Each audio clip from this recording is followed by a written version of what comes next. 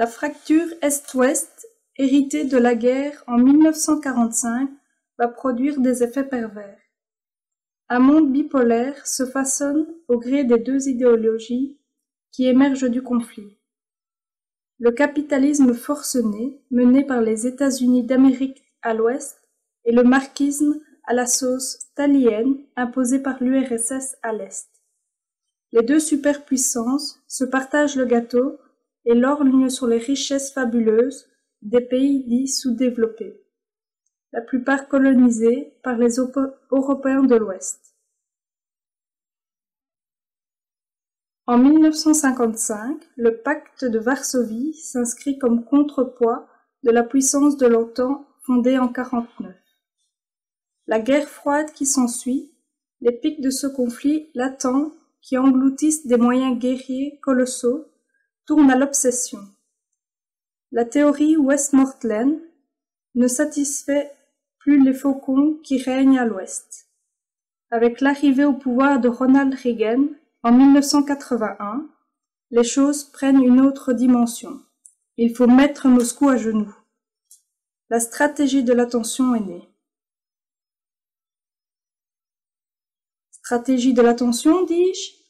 Il s'agit en clair de l'utilisation, légale ou non, violente ou pas, cruelle ou parée des lauriers de la démocratie, des moyens et de méthodes qui écrasent les peuples sous une chape de peur, dans ce qui prend des allures de guerre sainte.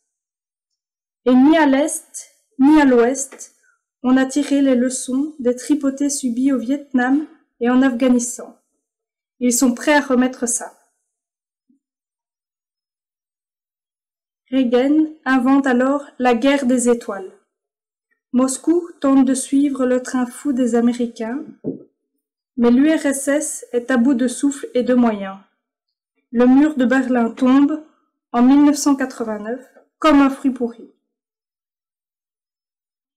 L'équilibre de la terreur a vécu, mais à quel prix?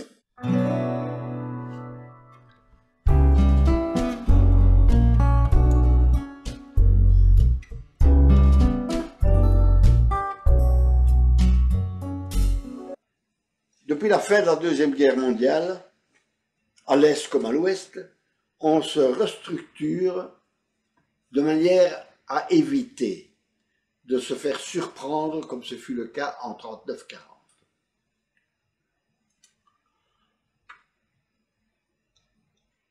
Chez nous, chez les Occidentaux, dans l'optique d'une cinquième colonne pas très clairement définie, s'installe une psychose, une paranoïa, aussi bien chez les activistes d'extrême gauche que d'extrême droite. Leur seule logique, la haine. Un climat morbide à certains moments, un climat d'incertitude en tout cas, s'installe parmi quelques nations du monde occidental. Les années 70 et 80 sont fertiles en violence politique issue de l'affrontement idéologique interne entre les rouges et les démocrates. L'Italie et l'Allemagne fédérale, qui constituent en fait les clés de voûte du dispositif OTAN, enfantent des groupuscules aux mœurs guerrières chez les uns et les autres. La vie d'un homme, la vie humaine ne représente que peu de choses. Ces luttes intestines prônent l'apologie de la violence comme expression ultime. L'anticommunisme viscéral fauteur de haine des uns et le goût exacerbé du combat prolétarien des autres produisent un climat morbide. Seule la peur va triompher. On se souvient des centaines d'attentats en Italie. On se souvient de l'enlèvement d'Aldo Moro. On se souvient finalement de l'autre bord de la gare de Bologne qui explose. En Allemagne, la bande à Bader s'attaque à tout ce qui représente l'ordre capitaliste, et même simplement l'ordre bourgeois. On se souvient là-bas de tous ces meurtres. On se souvient là-bas de l'arrestation de la bande à Bader. Et on se souvient de l'explosion des Oktoberfest à Munich en 1980. On retrouvera, c'est étonnant, parce que sans doute on n'a pas voulu le voir, mais on retrouvera en Belgique et dans le Grand-Duché de Luxembourg même, des groupuscules totalement inféodés sur le plan idéologique, mais qui prennent ces Italiens et ces Allemands comme guides. Pareille bande pour pareille bande, la vie humaine ne représente que peu de choses. Mais qu'on le veuille ou non, l'OTAN est en train de vivre une crise existentielle au sein même de ses propres populations.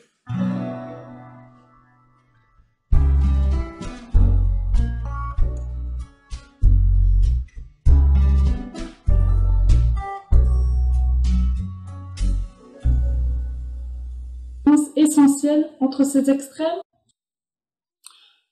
Tout d'abord, il n'est pas évident que les événements vécus en Europe occidentale dans les années de plomb soient tous et entièrement inspirés de l'étranger. Les États-nations de notre vieille Europe sont en train, à l'époque, de vivre une réelle crise. À côté d'élites politiques tournées vers l'Ouest et d'autres partisans d'un socialisme plus radical inspiré de l'Est, la masse populaire est tout à fait indifférente. Et il s'agit en fait d'épisodes très violents, mais réduits et dans le temps et dans l'espace. Cette guerre de l'ombre est le fait d'organismes publics, la sûreté de l'État pour le ministère de la Justice, les services de renseignement de l'armée, mais aussi des groupes tels que Gladio, Stay Behind, mais aussi des groupuscules répondant totalement à la définition des milices privées. Même méthode et même exaction, les uns et les autres? Je distingue deux différences entre les initiatives criminelles que nous avons connues. L'extrême gauche revendique toujours ces actions. Elle les revendique toujours tout simplement parce qu'elle a besoin d'un accord, elle a besoin d'une adhésion populaire. Elle cherche à marquer le prolétariat. D'ailleurs, pour mieux marquer le coup, elle va toujours choisir ses cibles parmi des éléments réellement représentatifs de l'ordre capitaliste. Parfois même, elle acceptera de prendre sur son dos quelques événements tout à fait fantaisistes, du moment que ça lui rapporte. Tandis que l'extrême droite, elle ne revendique jamais ces crimes ou ces tentatives. Sauf parfois sur le dos de l'adversaire. Et c'est assez compréhensible. Cela ferait en effet très mauvais effet d'apprendre que les partisans de l'ordre, de la discipline, de l'État fort, que ces gens se livrent à une criminalité organisée sur le dos du peuple. Ils n'ont donc pas besoin, à l'extrême gauche, pardon, à l'extrême droite, ils n'ont pas besoin de revendiquer, ils n'ont pas besoin non plus de choisir leur cible. Pour eux, la tension, la terreur aveugle est payante. Il leur suffit de créer la peur et ensuite de l'accentuer et de la maintenir. Il s'agit évidemment d'un constat et pas d'une doctrine. Parfois donc, curieusement, des objectifs identiques? Des mouvements différents, oui. Des mouvements différents, mais sur le même pied lorsqu'il s'agit d'agir. Inspirer la peur, c'est la loi numéro 1. Inspirer la peur. Faire peur le plus possible. En synthèse, les extrémismes activistes, avec leurs mœurs, avec leurs techniques, avec leurs méthodes, se ressemblent très fort, forcément, puisqu'ils ont la même action, je ne dis pas le même but, mais ils ont la même action, déstabiliser l'état de droit.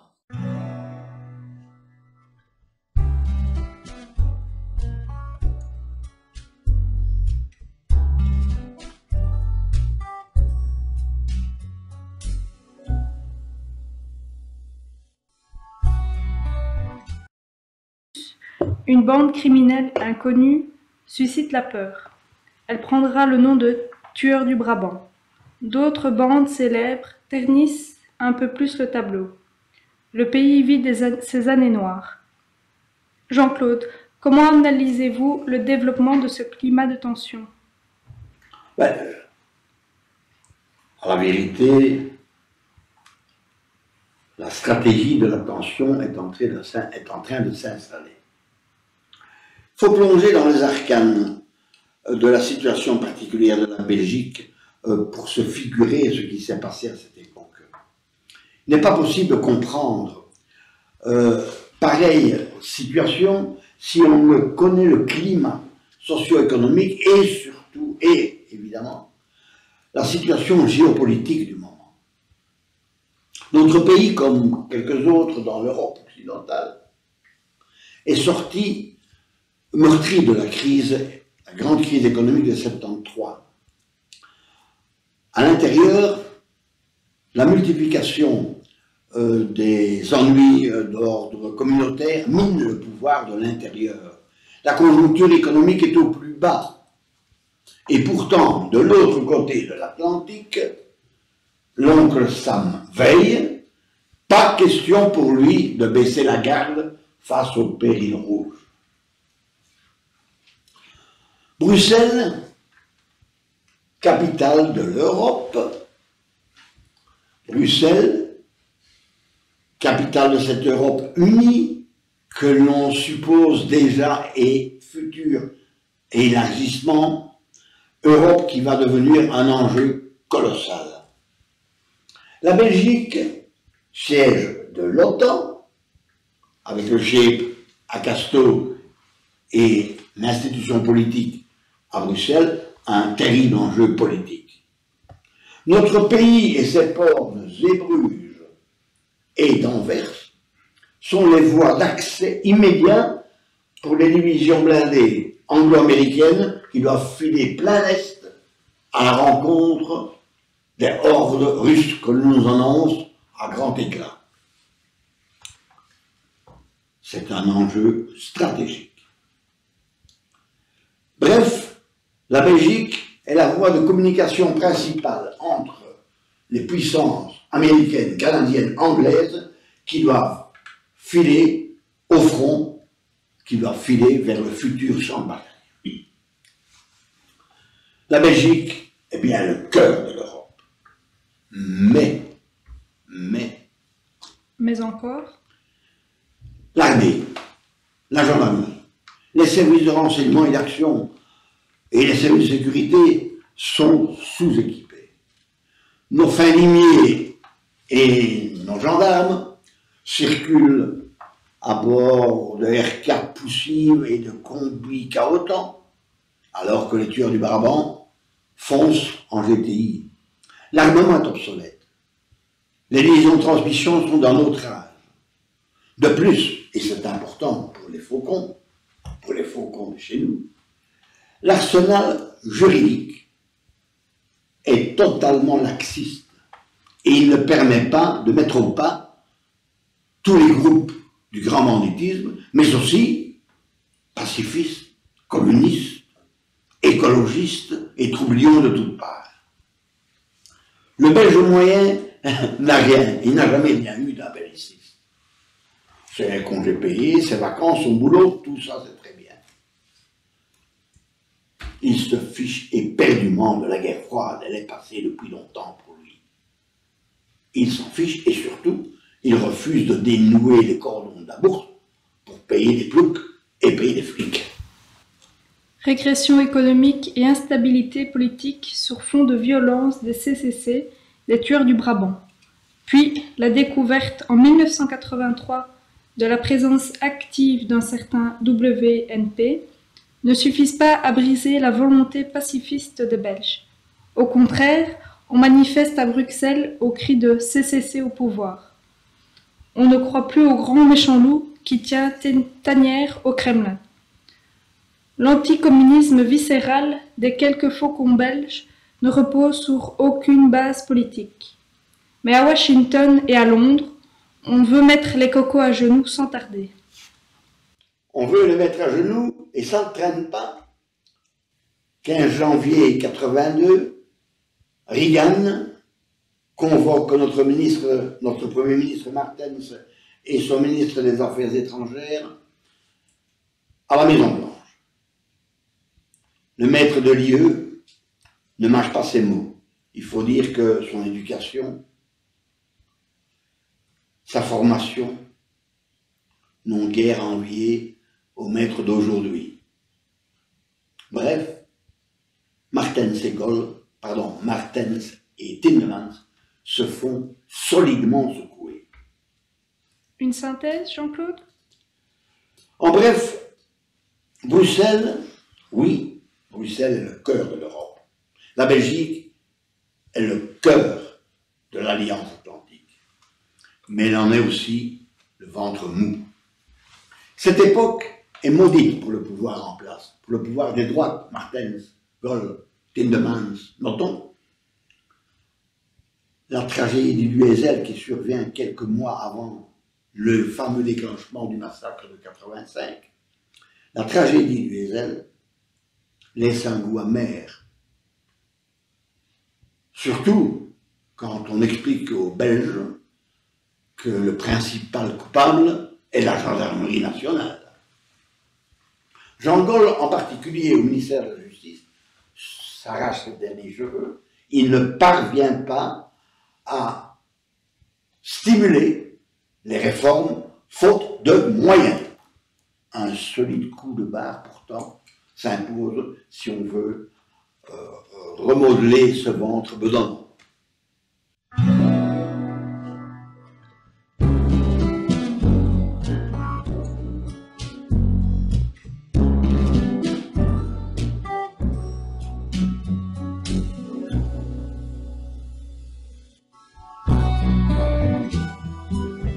Les cellules communistes combattantes, les CCC, se revendiquent comme champions de la lutte antiprolétaire. Il se réfère à leur maître à penser allemand et italien qui agissent à peu près au même moment. Monsieur Spanhoven, vous avez, pendant quelques années de votre jeunesse, vous les avez consacrés au combat politique de la gauche ultra. Vous en avez gardé certainement des souvenirs particulièrement brûlants, particulièrement clairs, particulièrement riches. Est-ce qu'on peut les partager avec vous? Mais mon histoire politique a bien commencé avant le CCC et tout ça. Je suis né en 43. En 50, il y avait la question royale. Il y avait la guerre de Corée qui commençait. En 56, il y avait la première révolution anti-russe en Hongrie. Hein. En 58, il y avait l'exposition universelle. Et entre 58 et 60, la guerre générale et l'indépendance du Congo, les Hongrois m'ont raconté comment les services secrets d'État en Hongrie rassemblaient leurs informations. Ils vidaient les poubelles dans les administrations de tout leur État, les petites, les grandes, les communes, aussi dans les grandes entreprises, et ils avaient beaucoup d'informations. Et ça m'a donné une idée folle. Je suis devenu un électron libre, pas dirigé par la 4e internationale, hein, mais j'étais curieux, je voulais savoir, et j'ai fait les poubelles de Europe Magazine, et ensuite chez Dorsogne, au front de la jeunesse. Et c'est ainsi que je suis tombé aussi sur l'existence du Westland New Post. Soi-disant secret à l'époque. Mais non, pas secret chez Dorsogne. Non, pour la population belge. Et j'étais donc un des premiers qui savait que le Westland New Post existait. Et mon ami Ski, hein, comme il entretenait aussi des recettes de carettes, hein, je savais tout ce qui se passait, parce qu'on peut voir ça sur les plaques d'aluminium ou sur les trucs qui sont mal imprimés. Hein. On avait tous les renseignements. Je savais même que le groupe d'une vingtaine de personnes était infiltré par 3 personnes infiltrées. Et Ski, qui était aussi chauffeur de taxi, un jour, il est rentré, il dit, j'ai vu Pierre Carrette sortir du quartier général de la gendarmerie derrière la poste Place Mandou. Il était bien habillé, il avait une mallette diplomatique. J'étais tout à fait étonné. Parce qu'à ce moment-là, hein, Carrette et les CCC n'avaient encore jamais fait un attentat. Étonné donc et étonnant. Ils étaient connus déjà, hein, par la gendarmerie, par la sûreté de l'État. Hein, et donc, ils ont été utilisés dans la même période que les tueurs du Brabant wallon, hein, pour créer la panique dans la population, dans le cadre plus grand de Gladio et Tchik-Tchek. Hein. Ça, je ne sais pas, je ne connais pas les détails, hein, mais ils ont été utilisés. Ils étaient déjà connus. Quand on a dit, on connaît, hein, et on va les avoir, les CCC, hein, et c'est par hasard qu'on les a soi-disant arrêtés en Namur, ouais, dans un quick. En face de la guerre, oui. En face de la guerre, hein. C'est une blague, hein. Ils étaient déjà tous connus. On utilise la gauche, on utilise la droite, on utilise tout le monde. Tout le monde marche. Pour créer... Au CCC, ça marche très bien. Les CCC, je me rappelle avoir vu une grande plaque, une banderole, lors d'une manifestation à Bruxelles. Contre le pouvoir au CCC. Ouais. Et quelques jours après, catastrophe, l'attentat de la rue des Saules. Ouais, c'est ça. Il y a 2 personnes, 2 pompiers sur le tapis. Ouais, c'était une erreur. Alors que les CCC prenaient toujours la précaution d'avertir. Et à partir de ce jour-là, c'est fini. La popularité des CCC, elle est cassée. Mais ce qui est peut-être important de dire, hein, c'est que Carrette n'a jamais changé d'idée. Il a fait un excellent débat avec Wilfried Martens à la télévision flamande, Hein, après ces années de prison. après ces années de prison. Hein, et donc, ils étaient tous les deux très respectueux l'un de l'autre. Hein, mais il ne faut pas oublier que Wilfried Martens est celui, hein, qui a fait venir les missiles américains en Belgique, à Florennes, hein, à Kleine Brogel. Hein. Et donc, il se trouvait vraiment en face de son adversaire. Et ils se sont appréciés et respectés tous les deux. Et tous les deux, ils n'avaient pas changé d'idée. Ce débat fait d'ailleurs partie des quelques débats qui sont des anthologies de l'histoire de Belgique depuis la guerre de 40.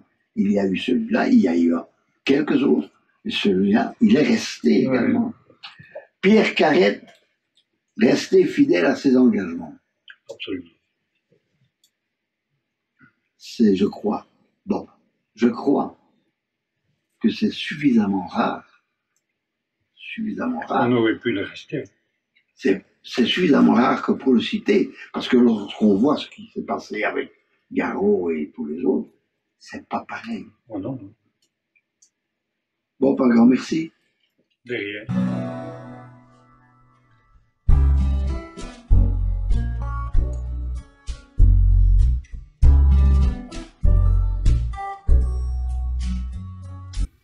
Alors que les CCC occupent le haut du pavé, un groupe très violent se crée dans la clandestinité sur base des éléments les plus inflexibles du front de la jeunesse de Francis d'Ossogne. Son chef, Paul Latinus, devient le Führer du Westland New Post.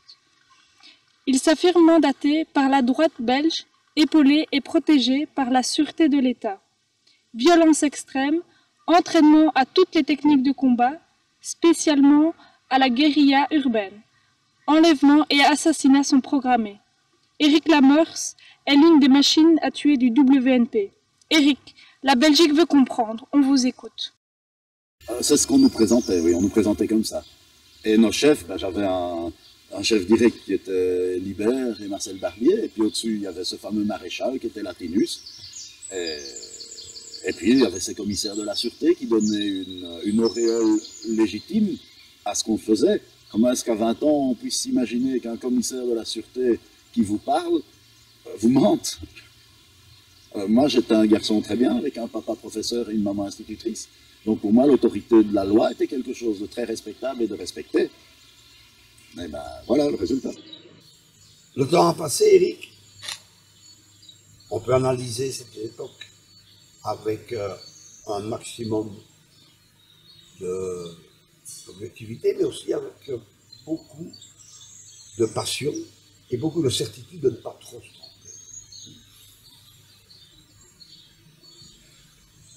Le WNP, les CCC, les tueurs de travail, tout ça c'est quand même bien lourd pour la Belgique de l'époque, la Belgique qui souffre, qui passe une période de crise énorme sur le plan politique, sur le plan social, même sur le plan existentiel, avec le séparatisme qui se profile déjà. Mais j'ai une question. Eric, réponds. As-tu touché du pognon? Ah non, pas un centime, hein. Même les balles d'entraînement, on devait les payer nous-mêmes. C'était ce qui rendait cette organisation, après quelques temps que j'y étais, j'étais un peu ambigu, parce que il y avait un mélange de professionnalisme. Il y avait quand même 4-5 appartements à Bruxelles qui étaient payés, financés, vides, pour lesquels on pouvait se retrouver, se planquer, et qui existaient. Il y avait des ordinateurs. Mais pour l'action, il n'y avait rien. Mais pour l'action, de temps en temps, on nous sortait des armes des placards, et puis après, l'entraînement et tout, on devait payer tout nous-mêmes. Je n'ai jamais reçu un franc. Mais j'ai jamais payé ma cotisation non plus. Je sais que Marcel a payé ça. Moi, je ne savais pas qu'il fallait en payer une. Et je crois que si j'avais su qu'il fallait en payer une, je me serais retiré. D'une part, je suis avare, et d'autre part, j'aurais senti que c'était une arnaque.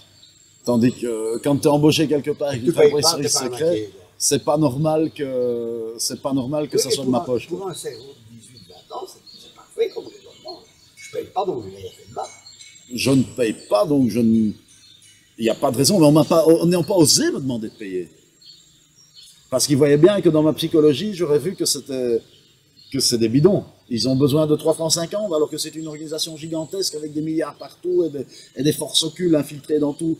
Dans ces cas-là, ils devaient me montrer une cave avec une cave à la James Bond avec des caméras partout et des engins farfelus pour tuer des gens à distance. Mais il me vient une idée, une question.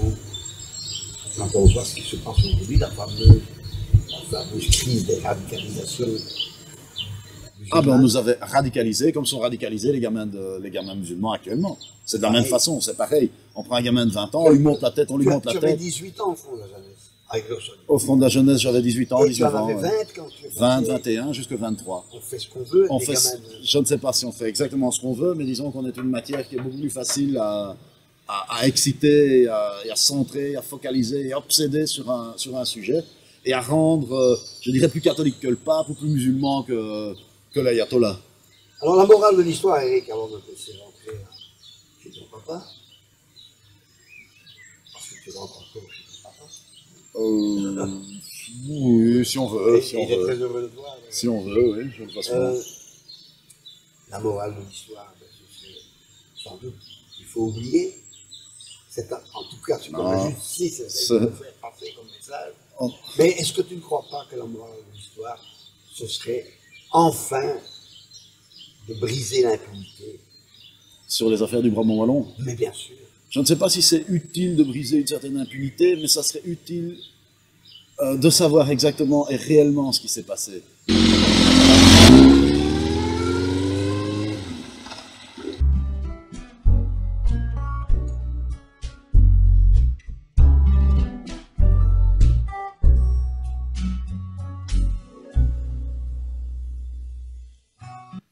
Voici donc le WNP découvert et les CCC avec les forces de l'ordre aux trousses.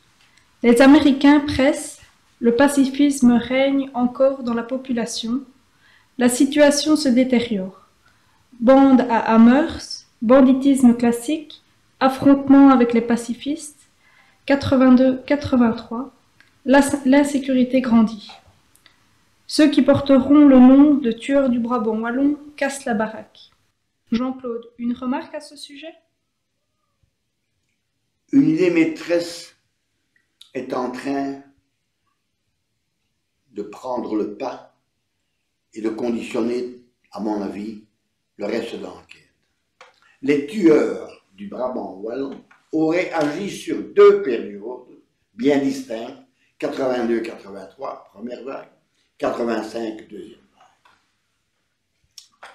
Entre les deux, plus de 20 mois de silence, assez inexpliqué, et pour tout le monde, les tueurs sont, pour l'autorité en tout cas, sont des bandits du style classique, du style Michel Cocu, la bande à de Stark, des forains, des ferrailleurs, quoi. Ou des ex-gendarmes ripoux, du genre Beyer-Gouche. Évidemment, ça fait recette. Je m'insurge contre cette facilité qui n'apporte pas le moindre espoir. On creuse partout, on fait des fouilles, comme pour se donner bonne conscience. Pour moi, la situation est bien autre. 82-83. On peut analyser tout ce qu'il y a dans le pot 82-83 comme on veut. On arrive à la même conclusion. Les tueurs viennent, les soi-disant tueurs du Brabant, viennent pour voler d'abord, et c'est accessoirement pour se dépêtrer qu'ils vont ouvrir le feu et qu'ils vont tuer. En 1985, c'est totalement différent. Les trois attaques sont similaires.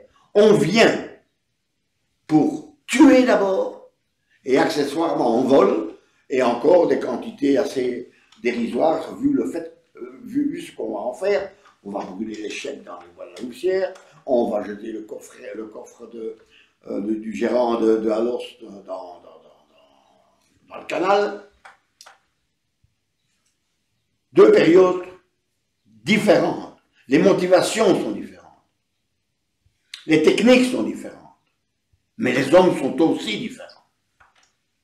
Refuser ce constat, ou son éventualité, c'est déjà jeter la vérité au canal. Madame Danielle Zucker, médecin émérite qui a tenu plusieurs chaires à l'université, qui a dirigé un service éminent à l'hôpital Saint-Pierre. Elle est appelée pour dresser le portrait psychologique, le profil des tueurs du Brabant. Elle va aussi être victime en quelque sorte de cet amalgame. Elle va traiter sous base de pièces 82-83 pour donner un portrait des tueurs de 85. Et en guise de conclusion, on va la remercier presque publiquement avec une goujaterie qui ne fait pas honneur à notre justice. Par contre, aller là où on veut faire mal au pouvoir pour l'obliger à se renforcer, pas question d'y toucher. Une autre tromperie que vous dénoncez depuis des années? Oui, le WNP.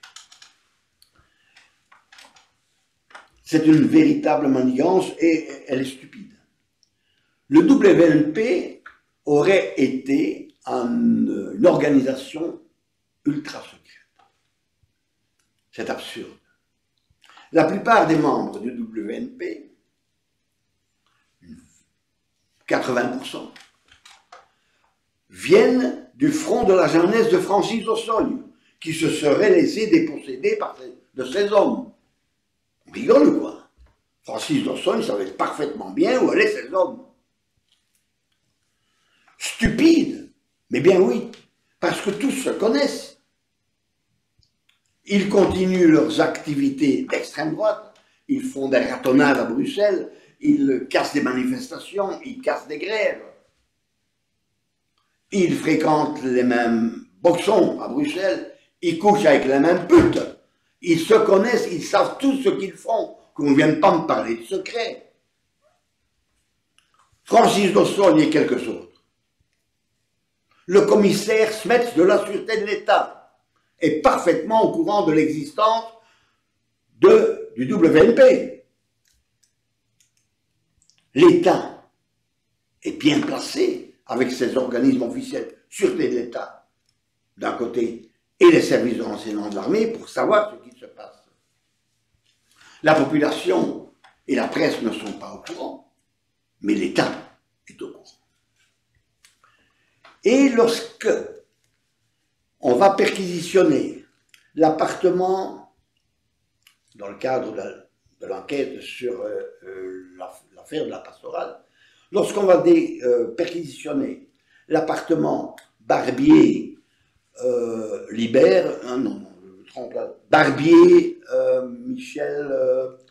Barbier et Michel Libert, je pensais à la même non, c'est Barbier et Libert.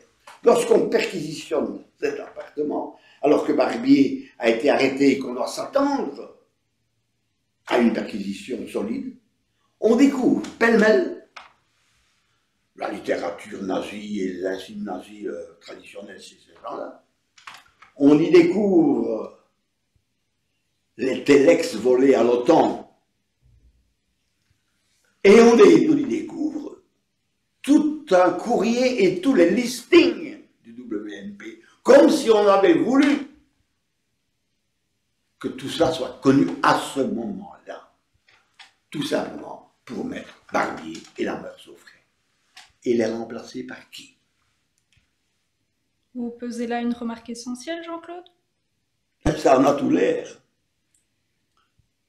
Alors, il faudrait admettre que le double meurtre de la pastorale est l'entrée en guerre réelle des tueurs du Brabant. La mise hors course, volontaire ou pas, de Barbier et de la Meurs, un an plus tard, apparaît comme une catastrophe pour la bande à Latinus, qui, pour prendre la place de ces éléments d'élite, Christian Elnikov a toutes les qualités pour le faire, mais il commence à vieillir et il est malade. D'autres membres du WNP ont-ils l'étoffe, à leur dire même, s'il y a quelques fantaisistes chez eux, il y a aussi quelques machines à tuer. Ces machines à tuer sont-elles prêtes? Sont-elles prêtes à temps? Sont-elles psychologiquement aptes à relever directement Barbier ou Lamers? Ou alors, une autre hypothèse, pour combler la lacune, on aurait fait appel à des éléments militarisés qui sont prêts tout de suite à entrer en guerre pour leur pays. C'est une grande question. N'est pas tueur du Brabant qui veut. Former des robots aussi performants que Lamers et Barbier, il a fallu du temps.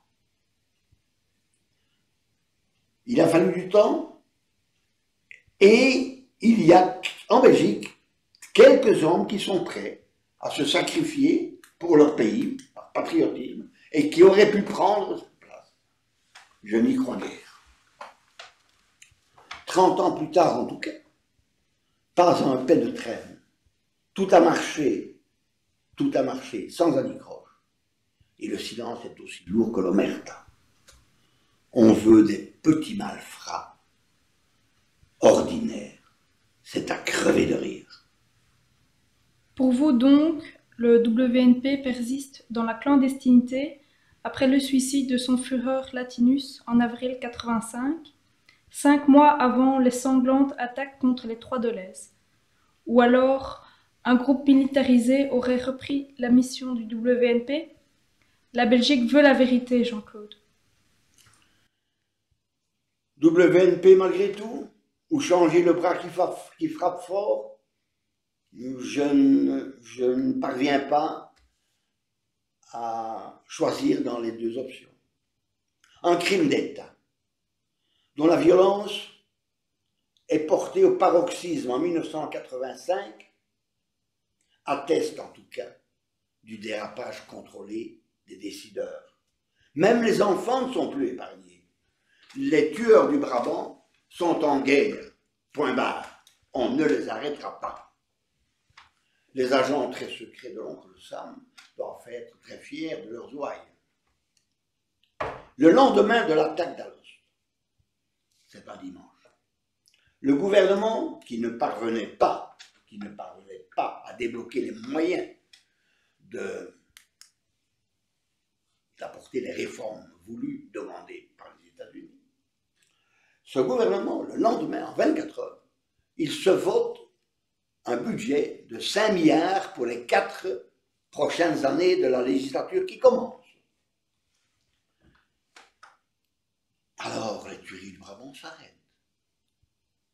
Elles s'arrêtent, c'est mon hypothèse, elles s'arrêtent tout simplement parce que la mission est terminée. Serait-ce aussi simple et aussi criminel que cela? On cherche toujours l'hypothétique chef de bande qui aurait été tué par ce policier d'Alost qui, à 25 ans d'intervalle, tient 2 discours totalement différents sur son acte de courage.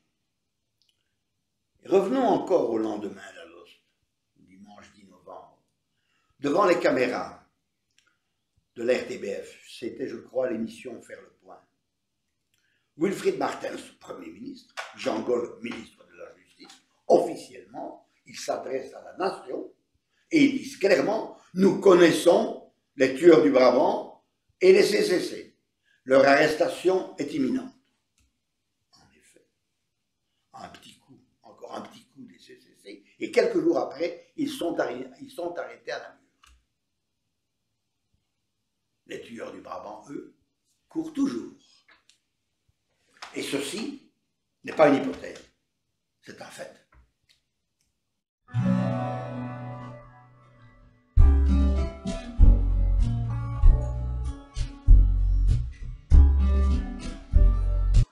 Voici donc tracées les grandes lignes de la subversion menée en Belgique durant les années de plomb. Notre but n'est pas de doubler magistrats et policiers dans ce métier, ni de critiquer alors qu'il y a matière, vu le grandissime échec de plus de 30 ans. Notre analyse cherche à ouvrir des yeux toujours fermés sur les réalités du moment et des esprits qui s'accrochent à des chimères, des soi-disant petits malfrats sans envergure. Revenons aux années 70. Pourquoi le nier? L'ambiance au sein de l'armée est à droite toute. Des cercles assez fermés, des officiers de réserve, des amicales, etc., porteurs d'un anticommunisme formel, occupent la scène. Le peuple, lui, est à 100 lieues de tout cela.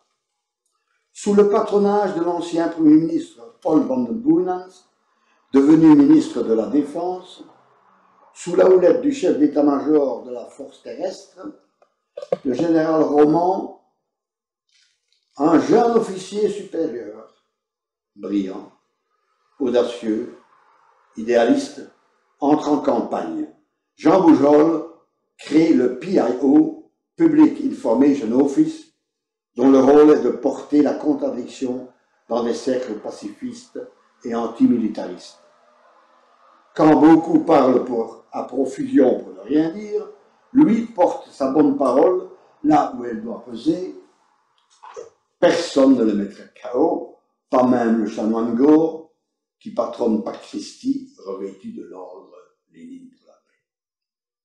Évidemment, Jean Boujrol éveille les soupçons. Après la mort de son protecteur, le général Roman, il est débarqué.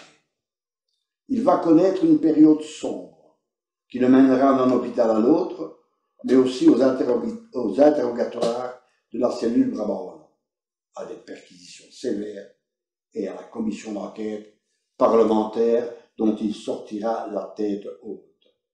Armé de son bon droit et de sa légitimité, le lieutenant-colonel Boujrol termine sa carrière sans accent de triomphe et sans regret. Jean Boujrol a accepté de nous livrer le fond de sa pensée. Vous n'avez pas été épargné, c'est le moins qu'on puisse dire. Vous l'avez dit. Les enquêtes ne m'ont pas épargné, ni au judiciaire, ni au Parlement. J'avais un filet. Et c'est suffisant pour éveiller les soupçons, je précise. Et c'est important que mes actes aient été couverts par ma fonction officielle et par ma hiérarchie. Je n'avais rien à me reprocher, c'est clair. Que mes actes sont là où ils sont sur le papier. Ils sont aussi dans l'accomplissement d'un devoir qui m'était confié. Je n'avais rien à me reprocher puisque j'accomplissais mon job sous la foi et la loi du serment. Monsieur Boujrol, de l'observatoire privilégié que vous occupiez, vous avez dû en voir des choses. Ah, mon Dieu. Bien entendu. Et pas toujours honorable. J'en ai vu tellement que je ne sais parfois plus où j'en suis dans mes choses.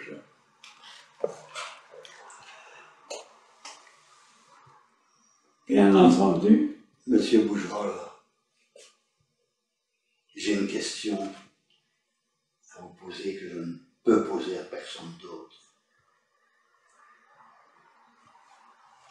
Pourriez-nous faire un gros effort pour nous dresser brièvement le fameux schéma de Trotsky qui sert de balance spécialiste de la guerre subversive. Rien de plus simple. Encore, je pourrais mettre 3 boules l'une sur l'autre.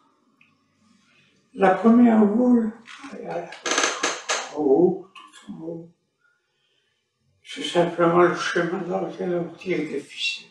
C'est la première étape. La première étape, disons. La deuxième boule commence à se gonfler, alors. Forcément. Elle doit prendre les réponses comme elles sont. Elle est là par ici, elle consomme par là. Et là commence en effet le jugement de Trotsky. Pourquoi? Parce que s'il n'avait pas l'appui de ces boules-là, ça serait bien triste. Et la troisième étape? La troisième étape, c'est véritablement la majuscule de tout ce qu'on entend. Et là, la troisième étape, elle va nous permettre à nous, qui sommes les adversaires de Trotsky, de le concilier dans une sorte de confession qu'on obtient à terme de l'année, au terme de l'année. Et quand les 3 boules se rencontrent, l'espace commun, c'est le chemin de Trotsky. Et on arrive à la révolution. Et heureusement qu'il n'y a pas de chemin 4, parce que là, c'est la révolution qui commence. Jean-Paul. Ouais. Fin 1985, en Belgique, nous avions atteint quel niveau? Nous avions atteint fin 1987.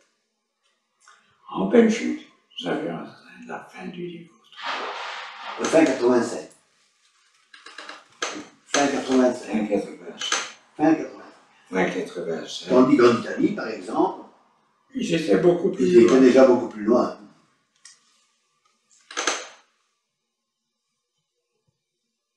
Et l'Allemagne? L'Allemagne, elle hésitait à balancer entre le schéma 2 et le schéma 3. Chez nous, tout s'arrête donc, fin 85, avec la dernière attaque des tueurs allemands à Alost, et quelques jours plus tard, l'arrestation des CCC à Namur.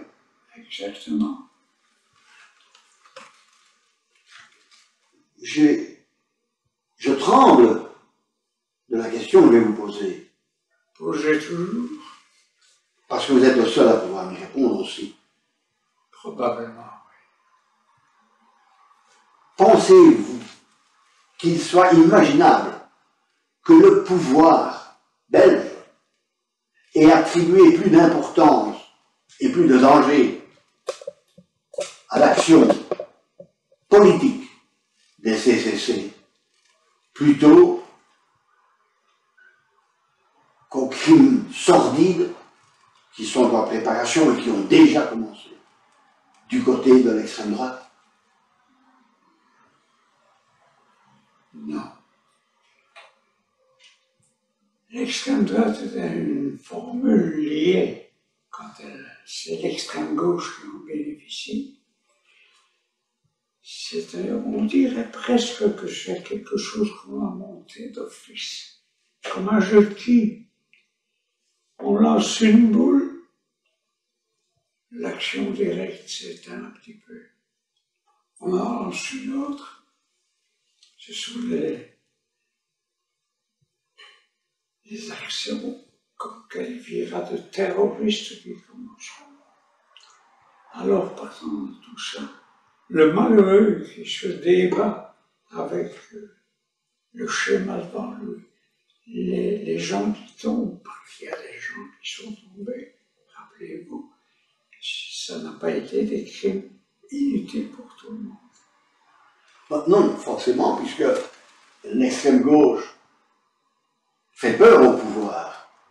Elle est un danger pour le pouvoir. Tandis que l'extrême droite, elle rêve toujours d'appartenir au pouvoir, de l'aider à acquérir plus de force et plus de moyens. Est-ce que cette situation, différence entre la gauche et la droite perçue par l'État, explique ce qui s'est passé chez nous?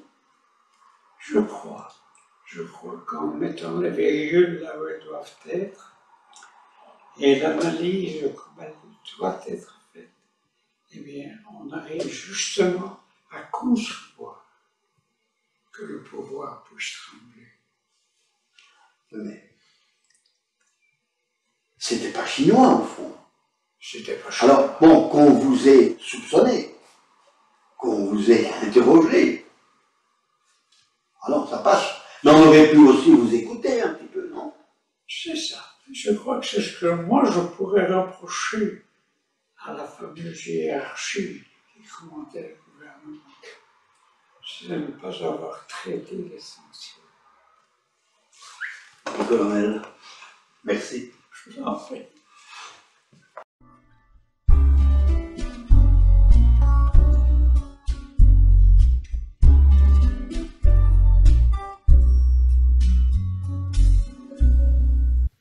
Certes, à côté des bavardages stériles, il y a eu des magistrats et des policiers courageux qui cherchèrent à briser l'omerta. Et, du côté du quatrième pouvoir, des journalistes firent preuve de courage et d'abnégation. On n'oubliera pas Walter de Bock au nord du pays et René Aquin au journal Le Soir. René Aquin emporta trop tôt dans l'au-delà les pressions de politiques qui ne supportaient pas les incursions dans les domaines qu'il se réservait. Ce journaliste hors norme subit les vulgarités de Flicard, car il y en avait, aux idées revanchardes lors de perquisitions domiciliaires à Bruxelles et à Ouansène. Cela ne grandit pas notre justice. René Aquin désigna très tôt le WNP protagoniste essentiel des tueries. Effectivement, dès la découverte du WNP en 1983, Aquin se lança sur les trousses, sur les traces de ces nazillons. Et après les explosions de 1985, il les mit sous la sellette et il comprit très tôt qu'il était sur la bonne voie. René Aquin fut le journaliste qui, le premier, dressa un parallèle ou dressa une continuité entre le WNP, la sûreté de l'État et les tueries du Brabant, ce qui ne lui valut pas que des amis, bien entendu. Il rêva très tôt de connaître un pouvoir qui s'affranchirait de ce fameux secret d'État, surtout quand le peuple, le public seul paye la note. Aquin était un convaincu de la version État coupable. Les articles audacieux dans son journal, des prises de position sans équivoque lors de conférences, lors de débats qui feront date dans l'histoire du journaliste belge, sont le témoignage de l'action de René Aquin. Dès qu'il mit le WNP sous la sellette, il comprit qu'il était sur la seule et bonne piste. Et lors de la publication de son livre, un livre culte, mais à la fois un livre assez dérangeant,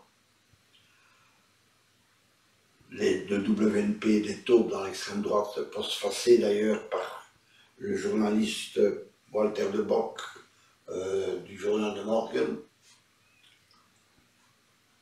La piste était ouverte. Il savait que c'était la seule qui tenait la route.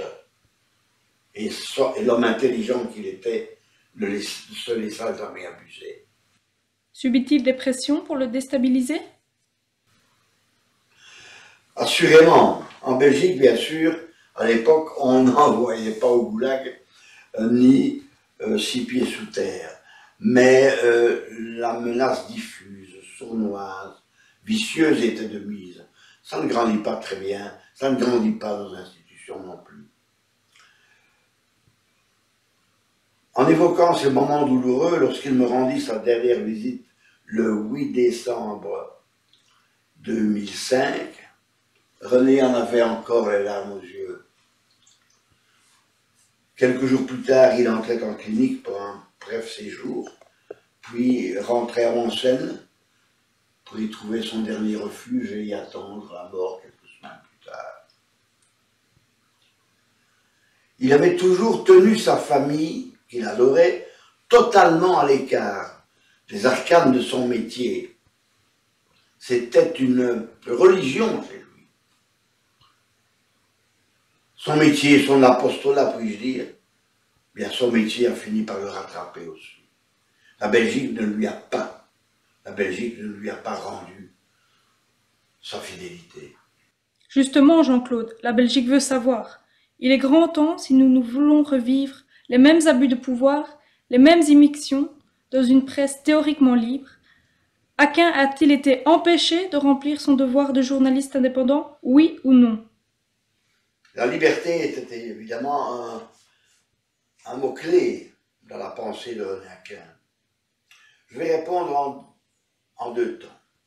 Le journaliste Aquin possédait le tonus et le caractère pour continuer son métier dans la liberté qu'il s'était choisie.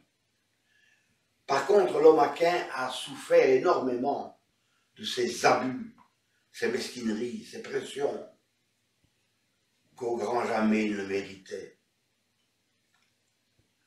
Ceux qui s'attaquèrent à lui jamais de front savent qu'il ne lui arrivait pas la cheville. Certains, il eut des détracteurs, bien entendu. Certains même le détestaient. Mais la racaille toujours à craindre les hommes libres. Ce grand journaliste a marqué l'histoire de la presse belge. Il a toujours prêché l'exemple et je puis dire qu'il est entré dans le patrimoine intellectuel de notre pays.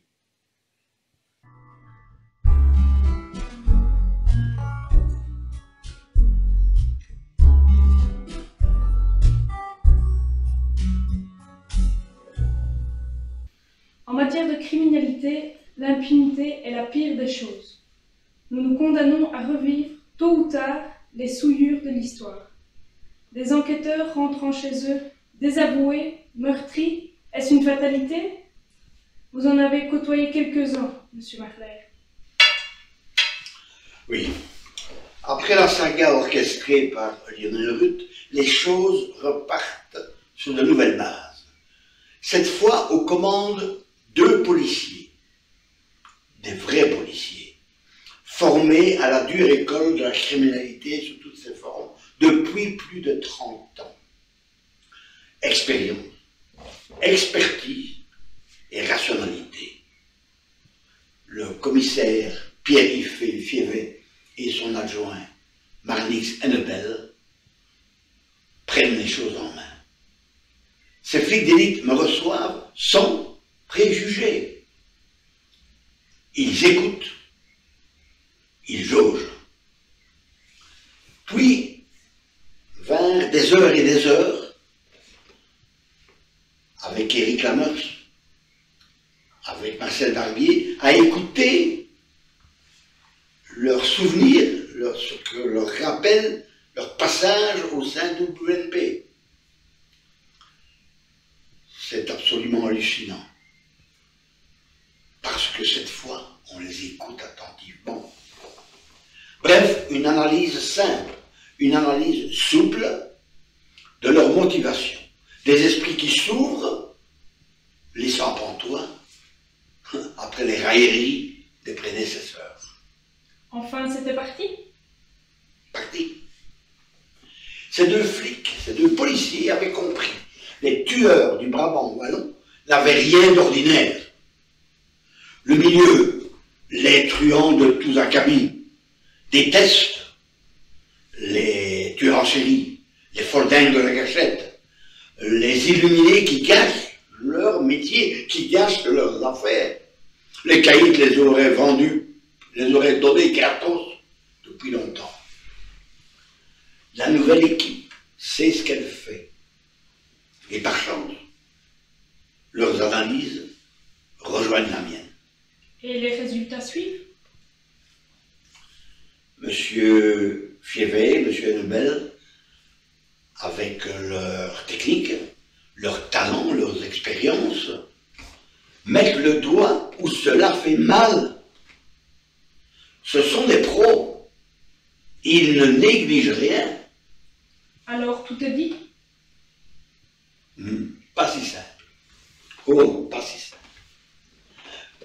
Tout est sur procès-verbaux, remis au juge, au procureur général et à la direction générale de la police judiciaire. Le commissaire Fievet a pris sa retraite. Quelques mois plus tard, Hennebel part en mutation, après avoir remis également ses rapports. Et pourtant, tout, absolument tout est sur papier. Ces hommes, en 4 ans, ont nettoyé les basses-fosses et éliminé tout ce qui avait, toutes les fausses pistes qui avaient englué cette foutue enquête. Et le fruit d'un travail acharné est pris en compte tout de même? Non. Tout est remis en cause. On a trouvé mieux ces derniers temps. Ah oui, Jean-Marie Klink, les lieutenants Linkerk, Christian Bondorski, la fédéralisation de l'enquête, les conclusions de vrais flics renvoyés à 10 ans plus tard. Mais ceci est hallucinant. Hallucinant, certes, oui, hallucinant. D'autant plus que ces hommes sont tenus par le secret professionnel qui les respecte à la lettre. La commission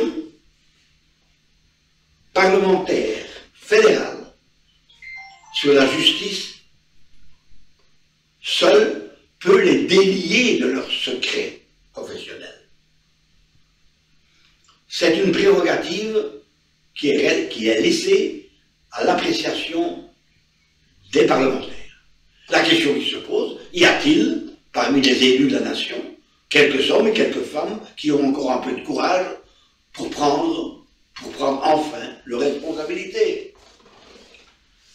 La petite Belgique a passé une période très noire, une période de doute, une période de crise économique, de crise politique, de crise sociale, plus des crises communautaires évidemment qui sont venues, qui viennent et qui sont venues et qui viennent encore tout chambouler.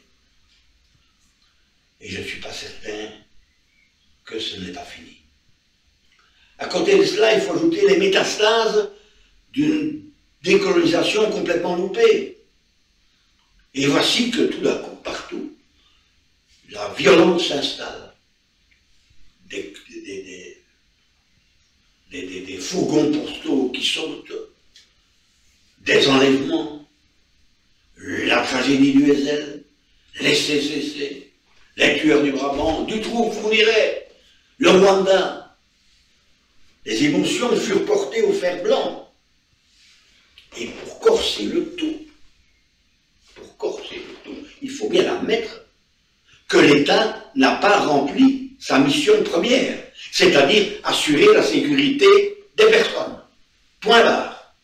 Jugez vous-même. L'enquête sur les tueurs du Brabant aura marqué le bon peuple de Belgique. 30 années d'instruction et pas un pet de lapin. Rien que des gesticulations stériles. Le rôle du politique, bien sûr, est de garantir la pérennité des pouvoirs qui gouvernent la nation. Mais jusqu'où peut-on admettre la raison d'État plus respectable que la raison tout court? Il faut aller au bout de nos hypothèses pour éviter l'enterrement en grande pompe du chancre sécuritaire nommé tueur du Brabant. Un État a-t-il le droit, au mépris des droits de l'homme, de persister dans une guerre, fût-elle froide, sans l'assentiment de la nation qui l'a subie?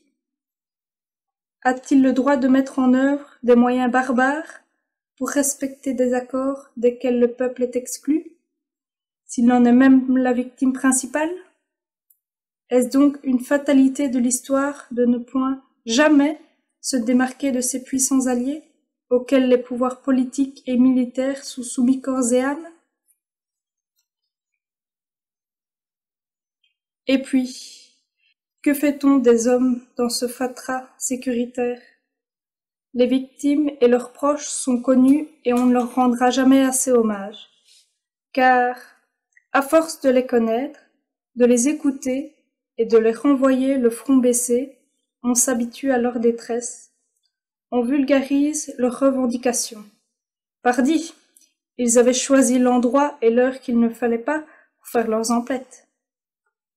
Et les victimes oubliées, ces représentants de l'ordre, policiers surtout, magistrats aussi, rentrant chez eux fourbus, rendus, le regard vide, déçus, mortifiés d'être lamentablement ignorés par ces quelques-uns qui se croyaient tout permis et qui paradent comme des pans sous les projecteurs de la comédie humaine, alors que certains escomptaient simplement le droit de remplir leur devoir dans le respect et la dignité. Les tueurs du Brabant ont creusé une faille entre la nation et le pouvoir. Un divorce s'annonce. L'indifférence du citoyen à l'égard des élites politiques et judiciaires en est une première manifestation. Est-ce cela la gestion de la cité? Est-ce donc ça l'aboutissement de notre démocratie?